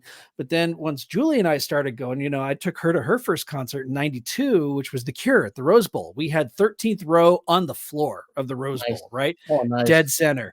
And I am the protector mode, like you, right? Arms around whatever I can to get her from being knocked over. That's what I'm there for. And so, anytime we'd go to a concert, we'd have that stage seat. If I've got my hands on the stage, it's because she's right here. She's as tall as I am, so I got to watch everything to the side. Right. But it's, protect. That was my role. And now it's like Chair. We like Chair. Chair is the best. Lollapalooza 92. I was in the Army, and I was stationed up at Fort Ord in Monterey. And Lollapalooza was taking place down at Sacramento. And they asked us if we could do security. And so we said, of course. So I did security for Lollapalooza, and Eddie Vedder jumped into my arms. And I was like, he jumps in my arms like in the middle of singing Alive, jumps on my arms, and I'm like, I don't want to let go. He's like, thanks, man. Throws me a shirt, hops back on, goes on singing. Awesome. I'm like, yeah. And it was, the Alive shirt with the little guy standing out like this. The guy with the hands. Yeah. It was that shirt. Yeah, because that was the end of the 10 tour, wasn't it? I mean, that was like it was. Let me tell you, like at the end of the show, it was Pearl Jam. It was the band you hate, Red Hot Chili Peppers, and Soundgarden, and they all came out and they did Temple of the Dog. Okay. And I sat there like crying, and I was like, oh my God, this is the greatest thing in the world. And even though the Peppers weren't part of Temple of the Dog, they still came out and jammed with them and did the whole thing because, Mother Love Bone and all that stuff. Right. From back in the day. And so like that was like, to me, that was the best concert in the world. So Jane's Addiction, the whole Seattle music, even Mudhoney, It's a lot. Everybody was there. It was like everybody from the Judgment Night soundtrack was all there. And, you're right. Yeah. And I remember Pearl Jam came out. They did their set, and then after they were done, Soundgarden came out and they did their set. I remember at the end of Soundgarden's set, Chris Cornell had poured lighter fluid on his guitar and set it on fire on the Irvine Meadows stage. So that was like, oh, I've never seen that happen before. Okay, that's pretty cool. And then Eddie Vedder, Pearl Jam came out right after that, and they did a Temple of the Dog set where it was just Pearl Jam and Soundgarden jamming together, doing the Temple of the Dog set. And they only did like 3 songs, but it was unexpected. And I you see stuff like that, that Pearl Jam and Soundgarden, worked on that album together. Right. But then to actually see it, it's kind of like a dream come true, right? When you see both Chris Cornell and Eddie Vedder wailing, emotional wailing on there, and you're just like taken aback for a minute. Like, wow. Especially nowadays, like I look back and with Chris Cornell gone and Lane Staley gone, Kurt Cobain gone, it's like, wow, dude. I mean, someone form a protective barrier around Eddie Vedder. Seriously, even if you don't like their music, though, you think of the icons from whenever we were growing up, right? You've got, you no longer have George Michael; he's dead. You've got Michael Jackson's gone, Prince is gone. I wanted to see Prince so bad. The dude was an incredible guitarist. Quincy Jones died today. Quincy Jones died. Yeah, I know today. And then you think of other bands that, of course, you've got your Kurt Cobain, your Chris Cornell, Dolores O'Riordan from the Cranberries. You've got Sinead O'Connor's gone. Just the list of artists that have died over just the last 15 years. David Bowie, man, the minute David Bowie and Prince died, it's like the world went to shit. It's like the world couldn't handle not having those two musical geniuses on the planet. So it's just like, fuck it. They're like, creativity's gone. Yeah, man. So it's, hang on to the artists you love and support them whenever you can, So send me all of your money now, AJ at I That's need a suicidal song. That's send me your money. Yep. Suicidal Tendencies. Oh man, I love Suicidal Tendencies back in the day. I saw them at Cal State San Bernardino. I've seen them so many times. I found out like my 15th removed cousin RJ Herrera was their original drummer, and What? yeah, somehow like way down the Mexican timeline, the family tree, like somehow he and I are related, and he was the original drummer. And when I got to meet them, like back in the skater days, we were all skating and stuff, and we got to meet him and skate at some of the skate punk parties that they used to have back in San Bernardino That's at cool. random warehouses and stuff. And it was like, hey, we're cousins. And they're like, oh, okay, cool. You know? The only famous people in my history, in my ancestry, were train robbers. I had a family of train robbers, the Dalton gang. Nice. The Dalton gang from Ohio were a bunch of train robbers, and I am a direct descendant. My grandmother was Grandma Dalton. She was a Dalton. So, yeah, murderers and train robbers. That's my family. You got drummers, man. That's cool. Well, no, I also have a god uncle who was Richard Keel. I know that name. Why do I know that name? If you don't know that name, shame on you. And then my other uncle, his name is Max Cordova. Mm-hmm. You may have seen him testifying at the OJ trial. Really? Yeah. He was Mr. Southern California in 1982-83, bodybuilder that and a Marine, and he was working with OJ, was friends with him, and had to testify. Right. And yeah, that was my uncle. And then Richard Keel is Jaws from Moonraker. He was also Happy Gilmore's boss. Yeah. Nail in his head. That was my god uncle. His mom and my mom both worked at a place called Ollie's, the hardware emporium. Okay. Which turned into Builder's Emporium, which turned into whatever Home Depot or whatever it is now. Yeah, whatever it is now. So they worked together in West Covina or La Puente. And so one day she's like, do you know who this guy is? I was like, yeah, it's Jaws from Moonraker, yeah. And she's like, well, I work with his mom. I'm going over she invited me over to lunch. You want to go with me? He's like, yeah, I want to go with you. You know, I'm like tiny at the time. I'm like a little kid. So we go over there, and I meet him, and he's sitting down. I come up to his knee while he's sitting down. He palms me and grabs me, puts me on the chair, and signs an autograph, and we talk for a little bit. And he's like, I'm going on the movie set tomorrow. You want to go with me? And I was like, can I? And I was like, yeah. It was kind of well run, too. I got to meet Jet Li, who I didn't know was Jet Li at the time, or was it Jackie Chan? It was Jackie Chan. But Jackie Chan, Burt Reynolds, Dom DeLuise, all the stars, Lonnie Anderson, all of them. And he's telling me stories about when he was on the Monkees and James Bond stories and all this other stuff. And wow, yeah, it was awesome. You win. That's cool. We moved and we lost touch.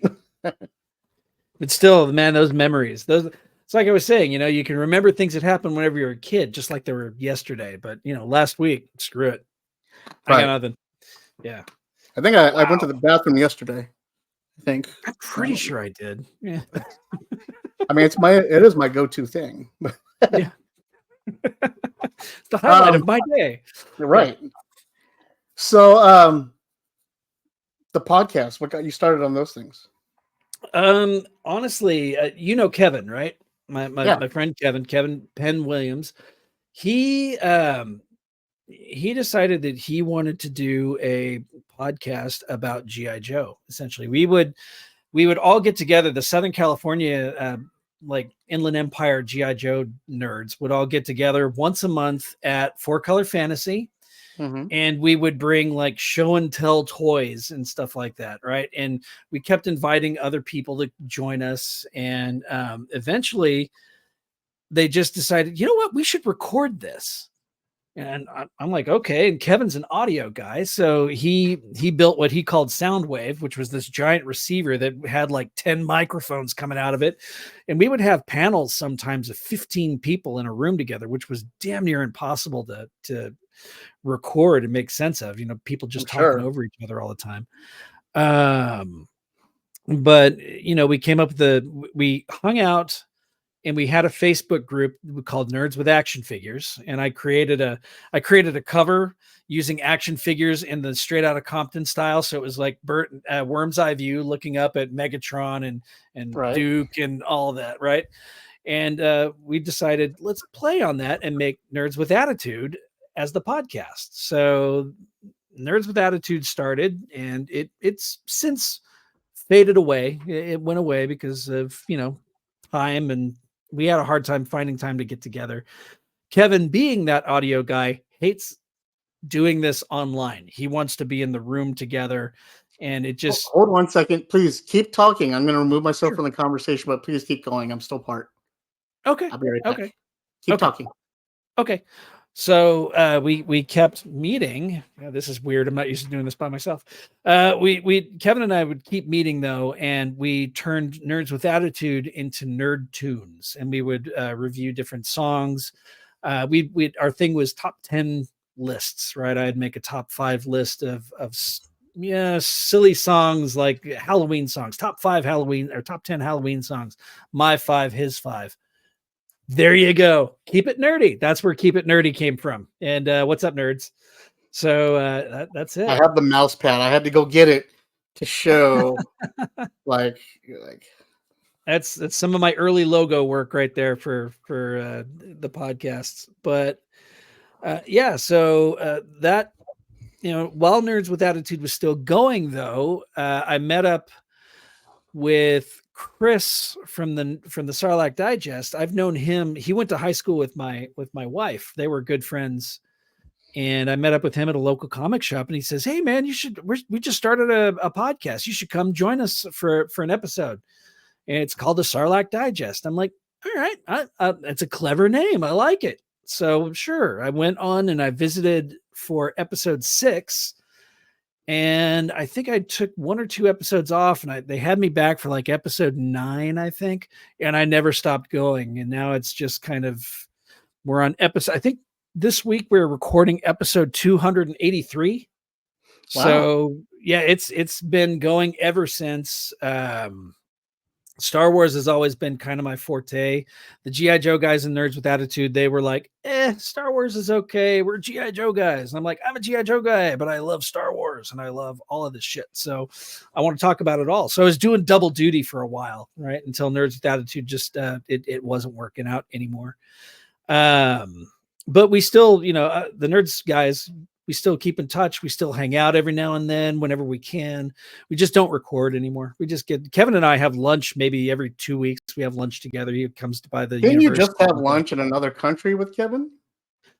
I did. That was mind blowing.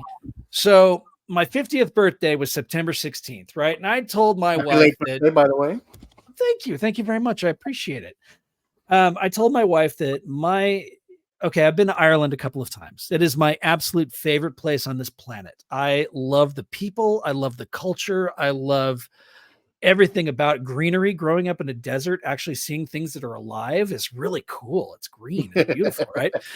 And the history there. This last time we went to a tomb that predated the pyramids. And we actually got to go inside of it and walk around. And it's nice. Absolutely incredible, right? It is the most astonishing place you will ever visit in your life. It is gorgeous, and the history is just insane. So anyway, for my 50th birthday, I'm like, screw this birthday. It sucks. I don't want to be 50. It's a scary number. It's the realization that you truly do have far more days behind you than ahead of you, right? It gets in my kitchen. I hate it. So I told her, and you can actually finally have that midlife crisis you've been waiting for. Oh, I had that in my 30s. I had a heart attack in my 30s, man. I had that midlife crisis quite a while ago. So I'm pretty sure I'm well past mid. Yeah, but you're gonna hit it again because you're at the age limit of being mid. I hope so. I'm very mid. Anyway, I'm rooting for you. Thanks, man. I appreciate it. So I told my wife, I'm like, I want to be in Ireland on my 50th birthday with a pint in my hand. I want a pint of fresh Guinness in my hand, and I just want to say to the world, I'm going to enjoy my 50th birthday. He one-upped me. She's like, we're going to go to that island from The Last Jedi for your birthday. And I'm like, what? So I got to be on that island, right? Which was an insane boat ride. The boat was tipping over about 40 degrees at a couple times. We thought we were going to die. It was amazing. The island itself is terrifying. I'm relatively in shape. I go to the gym a lot, but I had to climb it up those steps like Ray did. I had to pull over a few times and catch and take a knee because I'm like, what the hell, man? This sucks. But get to the top of the island. We're at Luke's Jedi Temple. It's beautiful. It's amazing. Come back down, get back on the scary, terrifying boat. And I was born to be on the ocean. So I'm just like rocking and rolling, going, yeah. And Julie's like, don't look at me. Don't speak to me. Don't say anything. I'm going to barf. And I'm just like, have me a sandwich. This is amazing. Right. So get back to the mainland. Get in the car. I'm pretty used at this point to driving on the opposite side of the road and the opposite side of the car. It's kind of terrifying, but it's fun. It's something different. And we drive to this little town in the middle of Ireland. I love this town. It's called Adair. It's absolutely gorgeous. And Julie keeps saying, we got to go to Sean's pub. And I think it's Sean's pub. And I'm like, okay. She's like, we went there last time, the first time we were here. And I'm like, yeah, I remember, it was cool. She's like, we got to go there. I'm like, okay, all right, sure. Let's go to Sean's bar or pub. So walk into Sean's pub, and I walk in the door, and fucking Kevin pops his hat out and goes, hey, happy birthday, man. What? It's that minute where there's a face so very well, but it's not in the place it's supposed to be. Right. And I had gotten up super early that morning. We had the boat ride and the trip to the top of the island mountain, and then back to the boat ride to the driving. I'm exhausted. I'm ready to just pass out. And I see Kevin right there, and I'm thinking, I'm having a hallucination. I am exhausted and I'm hallucinating right now. Kevin and his wife slipped Jen, something into my drink. Seriously. Kevin and his wife Jen, who they're both some of the best friends out there. They're amazing people. They worked together with Julie to make this surprise. Jen and Kevin had been on the island for about 3 or 4 days before we met up. And then, holy hell, there they are in Adair, and we have dinner that night, and then we go to Galway the next day and hang out on Galway, and then we just kind of parted ways and went our separate ways and continued our adventures on our own. But that was one hell of a birthday surprise, man. Just seeing one of my best friends there, and Jennifer's just amazing, and I can't put into words that kind of experience. You don't get friends like that. I saw that when you had posted about it on social media, and I got to tell you, I was immediately jealous because I don't know anybody that would do that for me. I never in a million years. I'm so jealous. I'm glad that you have a friend like that. That's a once in a lifetime friend. Me too. They're great people. They truly are. And anytime something happens in life that it goes slightly wrong, Jennifer is the first person to call up and say, what do you need? What do you need? We can be there. And Kevin's like, oh yeah, we'll be there. But Jen is the first person to go, what can we do for you? And Kevin's like, all right, we're on our way, and they'll help. Like when my dad passed away and my mom decided to move to Texas, Kevin and Jen came up, and Kevin helped me move my mom out of her house. It's people just don't do that these days. It's very rare to have that kind of a person. Who the fuck goes across the other side of the world for a birthday for 2 days, to hang out for 2 days, right? Who does that? I can't put into words what that meant to me. No, that's awesome. I'm gonna go and kill Penn now. Just take that away from you, just for the Star Wars ending. There you go. That's just mean. I can attest to Kevin and his givingness, because I have bins of Halloween decorations that are sitting in my storage room right now that Kevin has just given to me because he doesn't want any more and stuff. So I know I've been friends with Kevin for years and stuff. And, helped him out with good. He's good people. He's really good Yeah. people, you know. Yeah.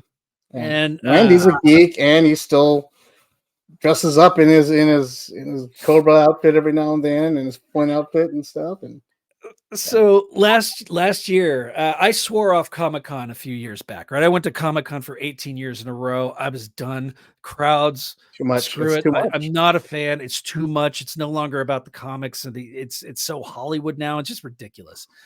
So last year, Kevin says, "Hey man, you want to go help me out at Super 7 during Comic-Con?" And I'm like, "Sure." And he says, "You need a costume." I'm like, okay. He's like, "It's got to be a GI Joe costume." I'm like, "Well, I kind of pieced together a Flint costume a couple years ago." He's like, "Let me see it."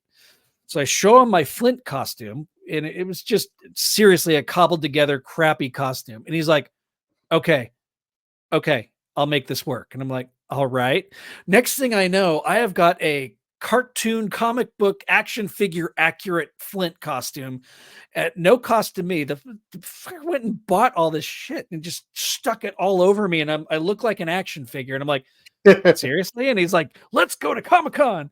So he and I are, down at Super 7 rallying the troops, and he's a Cobra Trooper and I'm Flint, so we're fighting the whole time. And it was just who does that? He just wanted to hang out, and he wanted me to be as accurate as humanly possible as Flint. So he built me a costume. It's like crazy. Tell me that story. Like, you guys were out there and taking pictures of the kids and people and stuff, and having a blast and stuff. And I was like, yeah, that'd be one of the few reasons why I'd go back to Comic-Con, because he and I, and there was another guy named Kevin that I met that was dressed as Major Blood, and we were into it, man. We were having fun.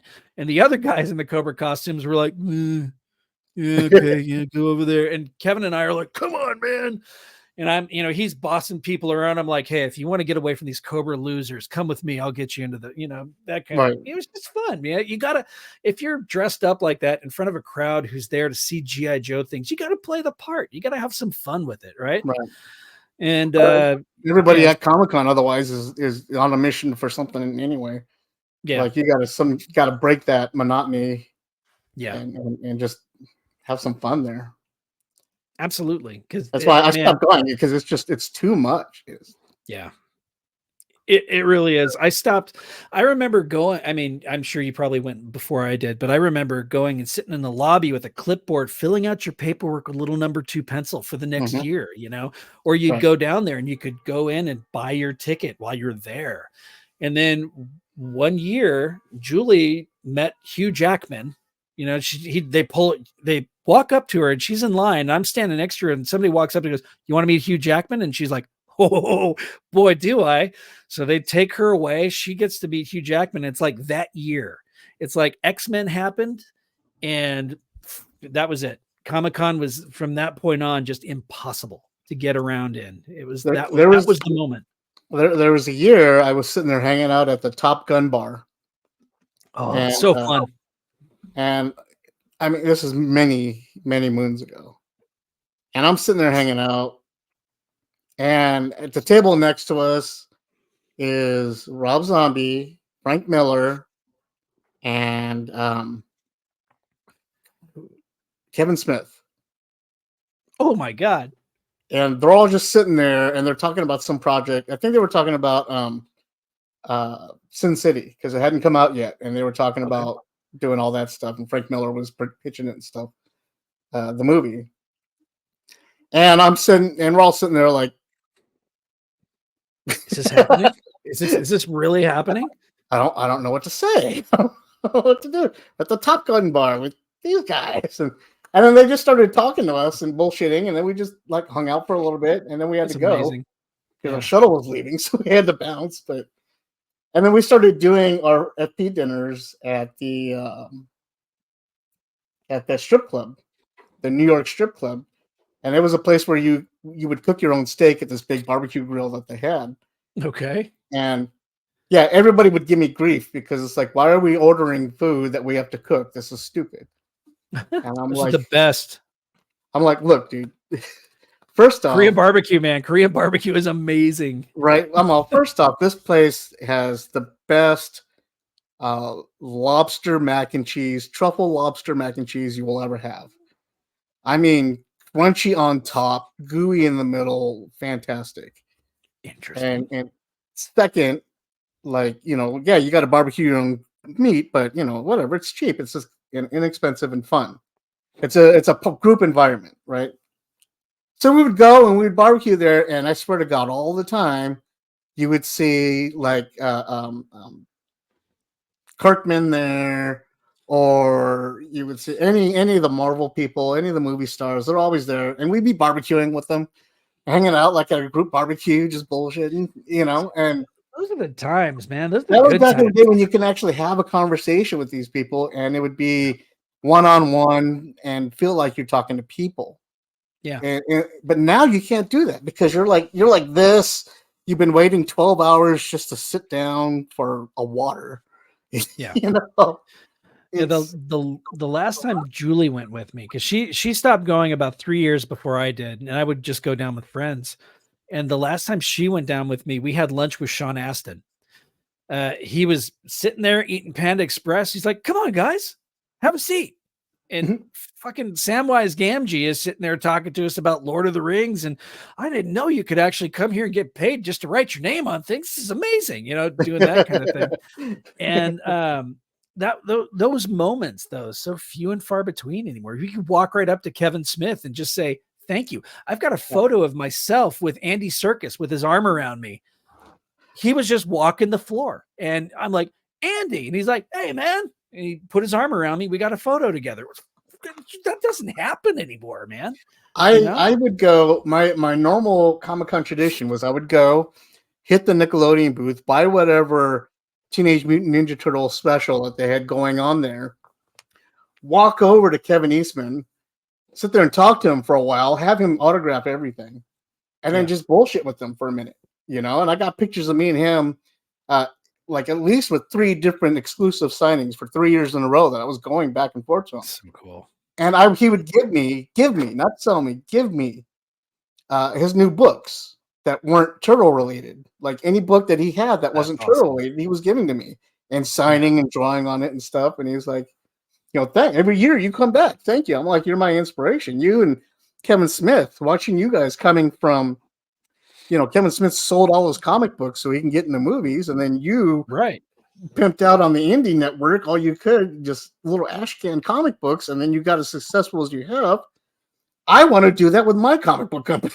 Yeah, you don't hear that anymore with comic books, right? I mean, you don't really hear those type of success stories anymore. Those indie success stories like coming up like he did. And I'm like, I have a comic book company I look up to. I'm following your guideline. You and Kirkman, you and Robert Kirkman both did the same things. Like I feel like Kirkman was the end of that kind of draw. Now it's everybody. Yeah. They don't really want to do the small independent comics, bringing that forward anymore. They all want to play in the Marvel universe or the DC universe anymore. Well, they're all going because we're going into almost the 2-hour mark of this podcast, which I'm okay with, but I don't know what you got going on for the rest of the night. But I should probably wrap it up around 2 hours, but I can literally talk. That's my problem. I can talk way too much about anything. So I can geek out a topic. I can geek out all night if it's a good geek out. Like yeah. Same. So what Kirkman has done at this point is he's burned all the bridges on his way out, on his way up. Charlie Adlard and all those other people that worked on Walking Dead and all the other comic books he did before that he burned out and is now, I don't want to take that route, but that's what a lot of people are looking at now as far as the image method of getting into comic books is that you go there with 10 issues already complete with your artist team and everything, and you sell them the publishing rights. Then they take you on tour, and have you sign and promote and make money off you. And then when they're done with your book, if you don't have another 10 issues for like series 2 or whatever, then you're done and you're out. Yeah. So you get that 10, 15 minutes of, the big 3 fame of Marvel, DC, and Image. You get Image's name on your comic book for a minute. But then after that, if you can't produce anymore, then you're out. So a lot of people are taking that route and using it as a launching pad to find their careers in either the artistry in Marvel or DC or anywhere Okay. else, you know. Yeah. So I don't want to do that. I want to do where one Sustained, something that's sustainable. right, and I want to Mm. do it where if I go, like I always looked at the comic industry, my part in the comic book industry would be like if I make it, if I'm in the minor leagues right now, if I go to the big leagues, I'm taking everybody with me. You know, so Yeah. if I get a contract with Marvel, I'm taking my entire team. I'm taking Justin, Joey, and everybody else involved in Forbidden Panel with me. This is my creative team. And if I can't go with these guys, then I'm not going Mhm. because I know that I'm not anybody without them. You know what I mean? I feel like if we all go up, we should all go up together. So Mhm. like, you know, if I go up and I see something that maybe you could fill in, I'm gonna call you up and bring you with me. You know, that's just how I feel. Yeah. And when I see people like Kirkman doing what he does to get where he is, and eventually bring people in after he made all that money and pulling the whole Schuster route, you know, the finger route, you know what I mean? Right. Yeah, yeah, yeah. Uh, Bob Kane, Bill Finger. Yeah. yeah, all that stuff. I don't want to do that. That's just not me. That's the one step of the business model that I won't take. And in some I'm aspects, it holds me back, but I yeah. don't care. I'm having But fun as long as I'm but having still, fun with it. you've got scruples though, which you know that says something. There's a loyalty there that doesn't exist in a lot of other in a lot of other people in the industry. For the longest time, I wanted to work in comics. I wanted to be an artist at first, but then I realized that I don't have the chops for sequential art. I Mhm. just that's not in my DNA. I'm a splash page kind of guy. I'm a let's draw a really cool thing, put a lot of time into it, and nail that down, right? And then I discovered that I really enjoyed when I was reading my comics. I was because I stopped reading quite some time ago. Yes, did I I. enjoyed the story more than the art, and I decided that I wanted to write. So I joined an online community of we called it the DC2, and it was other kind of like a other worlds, right? We took characters that existed, put our own spin on their origin stories and told different stories just for the hell of it, just for fun. Did this for a few years back whenever I was working in human resources. I just do it on my off time, right? I just write and I wrote Green Lantern. I wrote Green Lantern and I wrote Legion of Superheroes. Two of my favorite comic book titles. I It's like absolutely loved it. fanfics. Yeah, exactly. It was fan fiction. And we got a really good following. We had a really good following of people. And then I noticed that some of our stories were starting to find their way into DC Comics, be it some of the stories that were like it'd be about a year afterwards.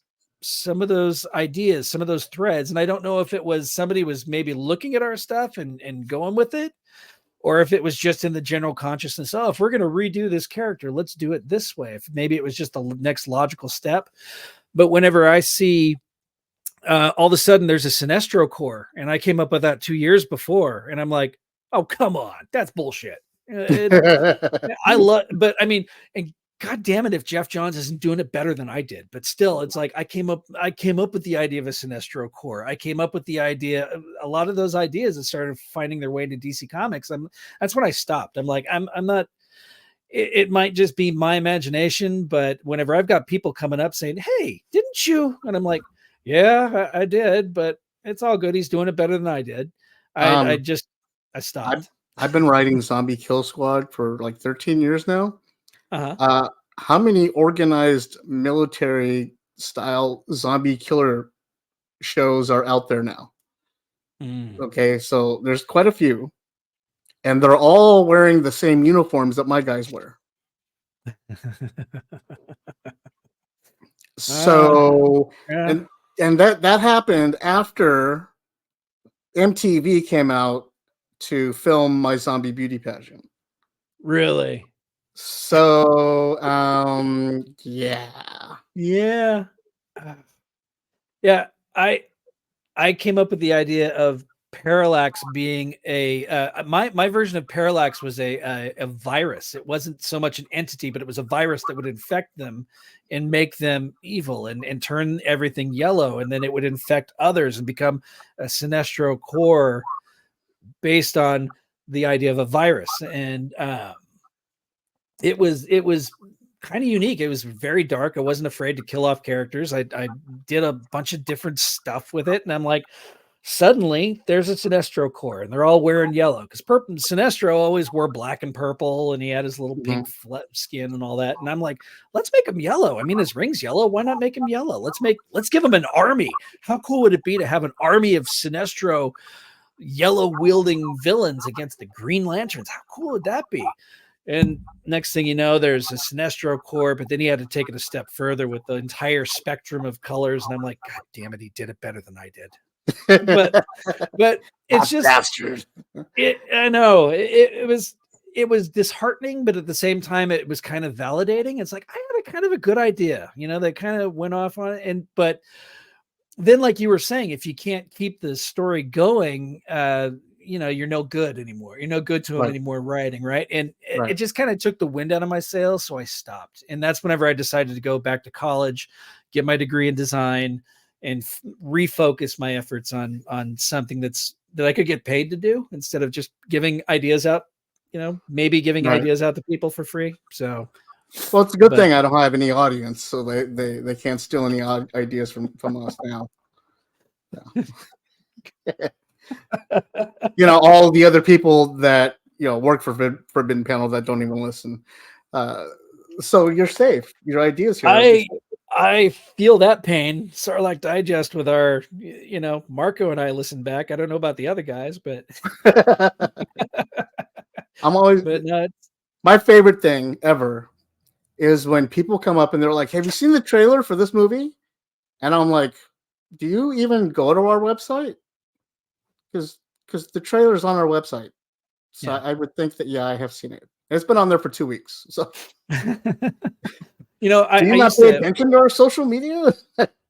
I created a website for the Sarlacc Digest, and we found that we were getting zero traffic. So we took the money out of making that website and out of hosting that website away and put it into paying for StreamYard, right? And now all of our social media, everything leads to our YouTube page, right? So that's, and it's been relatively successful. We don't have a huge audience, but whenever we can generate, we have technically 3 shows, but 2 of them are regular. The Sarlacc Digest is every Wednesday. Right. Every other Monday, we've got the Sarlacc Toy Chest, which we just talk about Star Wars toys. And we are not unique. There are 2,000 other Star Wars toy shows out there, but our toy show for some reason has been getting a lot more traction. We'll have 1,200 views and that's nothing in the grand scheme of YouTube views, right? But for us, it's huge because the digest itself will get, if we're lucky, 200 views an episode, right? On a good day. We have some that for some reason we're doing great. We're on a roll, man, but we get 50 views. And it's like, what the hell do we have to do? We discovered a lot of it is being negative. We're not negative. We don't hate the thing that we're talking about. Right. We don't love all aspects of it. What's that? There's no debate. Yeah. Well, that's what there needs to be. There needs to be a pro and con. And without a pro and con, without a bad guy, there can't be a good guy. And that's not going to be pulling in any audience. But we suffer the same issue. Do you? We do that though, because we do have our debates where some of us like the Acolyte, right? Very divisive Star Wars show. It was not as terrible as people like to think it was, as people like to bark about, right? Some of us, like Chris and Joey, they did not care for it. Marco and I, on the other hand, were along for the ride. We're like, okay, let's see where this goes before we give it a final grade. And whenever you've got scenes where there's just absolute murder and mayhem happening with lightsabers, and you've got freaking Darth Plagueis showing up in a scene, and you've got, how could you not want to see where this goes, right? So we're some of the guys of what's his name, after standing up there on the statue standing out there, and then he dies in real life, and yeah, I want to see where this goes. yeah. So, we do have those debates, but the thing about it is, if you look at the successful Star Wars channels, those with millions of subscribers, right? We have almost 4,000 subs, which is fantastic. We never thought we'd get that far along, right? But we're nice. See, I want, that was my goal, 5 by 2025. Not happening, but we're almost at 4, so that's good. But it's if you look at those that have thousands and thousands and thousands, millions of subscribers, they just get on there and talk about how much they hate the thing they're talking about. Right. The Star Wars theory guy who I won't get into all the details of what happened there, but that guy with his negativity has just blown up because he felt wronged by Lucasfilm. And there's another guy, I won't even say his name because he's just an annoying little shitbag, but all he does is talk about the rumor mill as if it's fact, right? Kathleen Kennedy was fired today by Disney. And it's like, she wasn't. No, I have sources. My sources, I've got a fly on the wall source that says she was fired. Like, that's the go-to thing, right? Everybody wants to hate Kathleen Kennedy and Disney and the whole bit. And everybody's got a magical source. Right. Everybody's got a magical source. We don't. We actually, like the guy who plays Carson Teva, Paul, right? He is actually on a podcast with Ernie from our show. They know each other. We have the inside source sometimes, and we still don't know shit. They're still not telling us the inside scoop, right? But the insider information just doesn't exist. It doesn't exist out there for anybody. And people that want to bark about how angry they are, they get the clicks. Rage sells on the internet, which sucks. You try and be a little bit positive, and it just doesn't sell, man. People don't click. Happiness sucks, dude. When are you gonna realize? Right. That's why I listen to The Cure. I want to be sad. Right. That's why I hate you, Scott. Whatever, AJ. And your shows, man. Whatever, man. And your shows. Yeah. Thanks for supporting me. I appreciate it. Whatever. Can you capitalize the P in panel? Can you at least do that? Yes, I will capitalize the P. Is it not capitalized? What the hell? No. Ugh, what a dick. That Scott guy sucks. Fucking Scott. I know. Anyway, well, we are hitting the 2 hour mark, so Scott and I could probably go on forever, and we probably will, but not on record. Nope. We're going to go ahead and wrap this up and say goodbye to everybody. Thank you, Scott, for tuning in. Where can we find your madness at? And will you finally give us a commercial to put in the show? I'm working on it, because if there's a commercial that goes on the show, that means that I'm doing the whole thing. So I've got to get it all together. I'll get with you on exactly what it is you're looking for, and I'll try and figure out how to make it work. You can find me on the Sarlacc Digest podcast and the Sarlacc Toy Chest every Wednesday and every other Monday on YouTube, youtube.com/Sarlacc Digest. And yeah, we also have the Star Wars community presented by the Sarlacc Digest on Instagram or on Facebook. You can also find anywhere you see the Sarlacc Digest podcast. That's TikTok, Instagram, Facebook. That's us. So please like, subscribe, tell us we're awesome, tell us we're shit. We don't care. Either way, you've clicked, and I love that.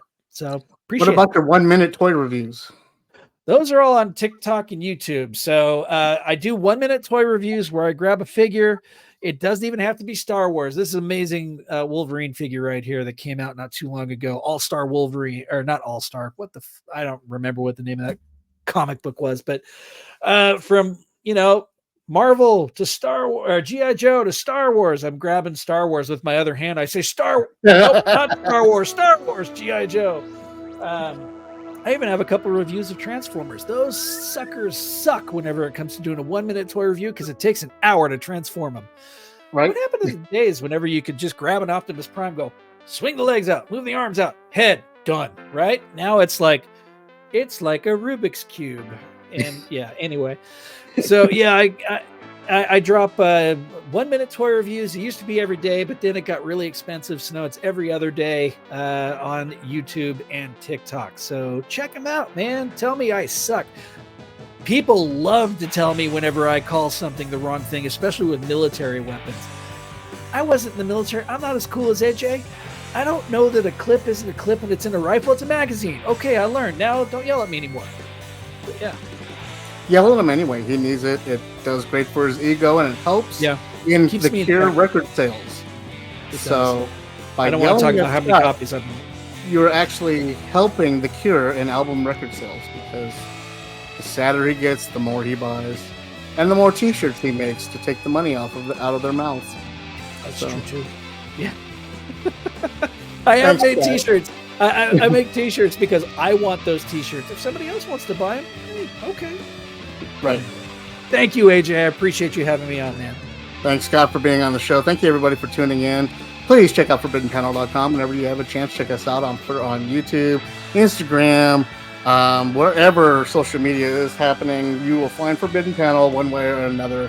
Whether you like it or not, we're like a virus creeping up your thigh. Thanks, everybody, for tuning in once again, and we will catch you guys on the next episode. They'll get your urethra if you're not careful. And then we spike. Ah! Kidney stones. Don't get me started. All right.